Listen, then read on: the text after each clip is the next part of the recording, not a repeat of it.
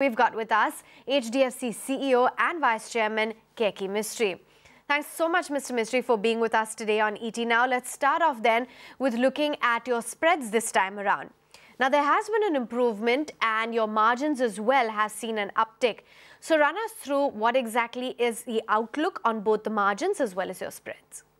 See, we have always over the years guided towards spreads. If you take historically also, you take the last more than a decade, you will see that the lowest level of spreads we ever had has been 2.15%. The highest level of spreads we ever had has been 2.35%.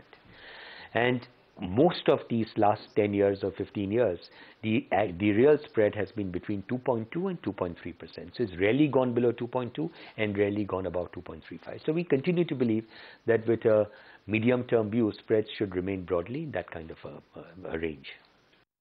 Fair enough, but when we talk about your asset quality, it certainly has seen an improvement this quarter.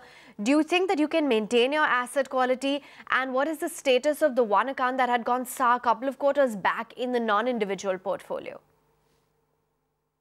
So yes, in the second quarter of the year, we reflected one of the non-individual loans as a non-performing loan, and that continued to remain a non-performing loan in the third quarter. Accordingly, in the third quarter, the non-individual non-performing loan number stood at 1.18%. That account is now cleared. We had the mortgage of the property. The property has been auctioned. We've got the money, and therefore the non-performing loan number in the non-individual segment has come down from 1.18% to 1.01%. Individual segment from December to March, NPLs have come down from 0.57% to 0.53%.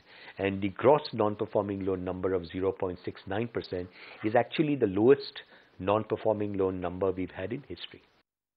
And what kind of credit growth are you seeing? And is it going to be the individual loan book, or could we see growth in the non-individual loan book as well? All right, so let's look at the two businesses. If you look at the individual, first let's look at historical numbers for this year and then look at the expectation for next year. If you look at the current year, individual business has grown by 26% when you add back the 6,944 crores of loans which were sold during the course of the quarter.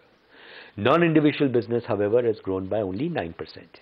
Now, the lower growth in non-individual business is a function of two things. One is a slowdown in the investment cycle in the economy.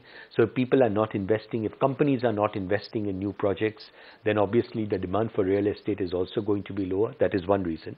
But the other reason, which is an equally important reason, is that we have become much more conservative or much more cautious in terms of non-individual business, given what was happening during the course of the year.